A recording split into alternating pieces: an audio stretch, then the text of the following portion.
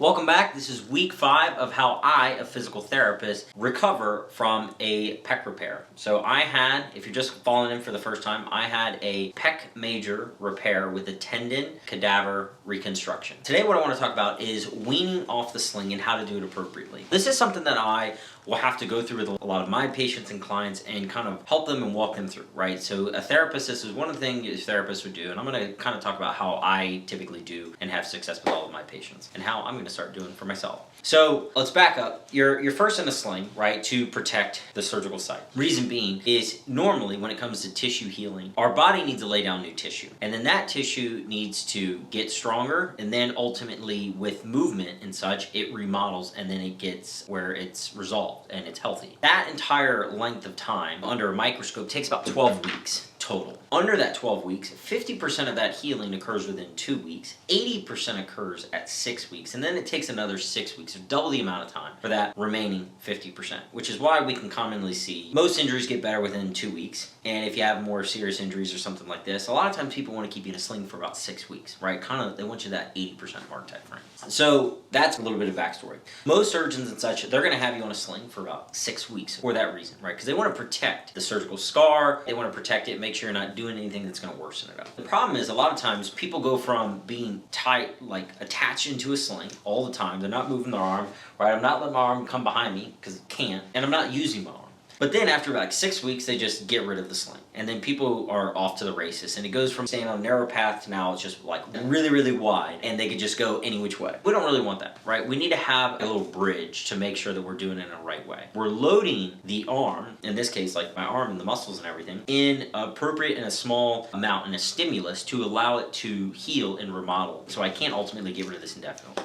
What I like to do is have people do it over the span of about a week. Okay, sometimes it's a little bit longer, and I'll walk you through exactly how I do it. Every single time I follow the same exact protocol with a little bit of changes here and there, and I'll kind of go through that with you really quick. So first, what I like to have people do is after about 5 weeks, assuming their pain is in a low threshold. So if 0 to 10, 10 being the most severe pain, we want to break that up into 3 tiers, right? So we have mild, moderate, and then high. We ideally want to always be in this mild. That's going to be 3 and under, ideally at none. Within that frame, or even potentially within the moderate frame, but ideally in the mild, what we want to do is we want to start loading it more. And the one way we're going to do that is we're going to take the sling off and give us a little bit of wiggle room, if you will. So how I typically will do this is on day 1, I will allow people to take the sling off for 1 hour. And then after an hour, regardless of how you feel, go ahead and put it back on. Obviously, if you take it off and 30, 40 minutes later, it's like, hey man, it's really aching, I gotta put it back in, go ahead and put it back in.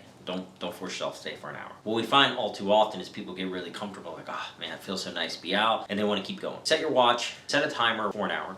After an hour, I want you to go ahead and put it back in for about 2 hours. Why 2? Typically, if we're going to have anything that's going to irritate, inflammation or anything, it might take up to about 2 hours or so to settle. Give you a quick example. If you ever go to the gym or if you ever do anything, you might not notice anything right then and there. Or let's say you're going out, you're playing basketball, then 45 minutes or 90 minutes later, you're like, man, I guess I really did roll my ankle pretty badly. It's really bothering me now. Sometimes it takes a little bit of time for that inflammation and all those markers and everything to sort of settle in. So that's why we want to do another 2 hours. Because after 2 hours, if everything's fine, you're still in that mild, then we can go ahead and take it out for another hour. We can just rinse and repeat that all throughout the day. So essentially, each subsequent day, we want to add an hour at a time. Day 2, we would take it out for 2 hours. After 2 hours, we put it in for 2 hours, and so on and so forth. Day 3, we take it out for 3 hours, put it back on for 2 hours. We keep continuing to do that until we hit 8.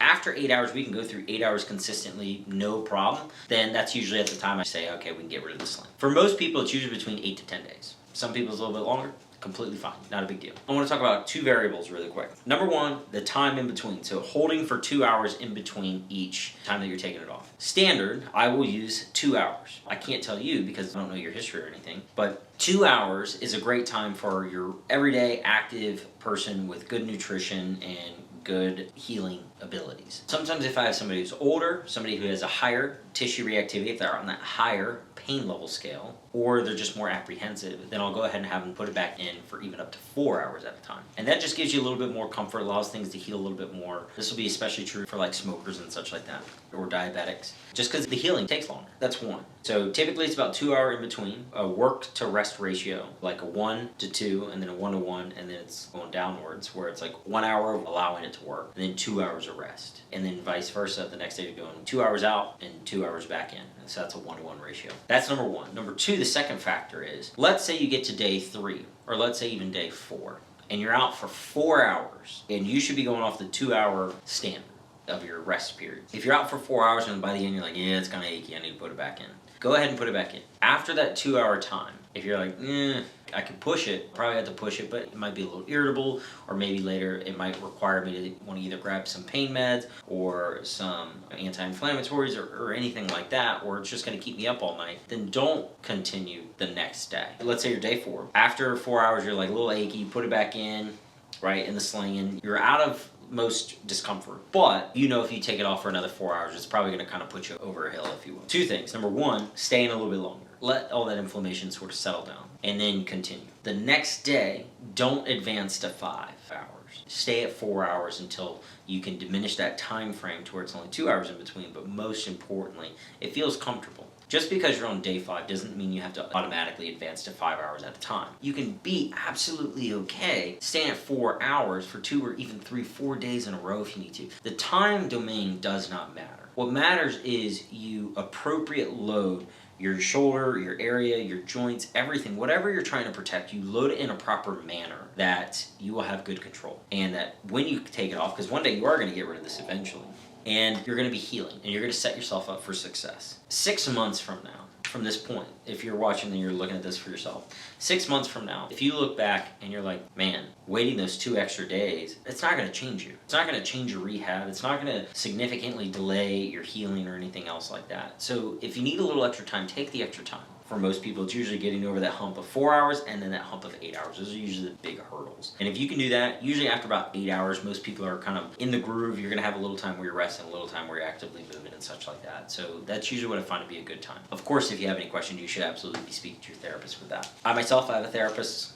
My therapist just happens to be my wife, and she's helping me out. But nonetheless, this is how I'm going to kind of go through and take off the sling and such. So I have been kind of taking it off for my own self. I've been taking it off a little bit day to day and trying to use my arm a little bit more with things. I mean, I can't lift it up, couldn't even really feed myself or anything like that. But I am starting to like let it hang and start letting some of those muscles start to get reacclimated to doing some of the things that they should be doing and such, and taking the sling off. So that's what I'm starting this week. I'm starting today, taking it out for about an hour, and then putting it back on 2 hours, so on and so forth. And I'm going to continue. Next week, I'll be 6 weeks out. I'm going to have a follow-up. And then at that point, they're probably going to say, you're good to go. Let's really start ramping up the PT side of things and such. So I'll be back after then.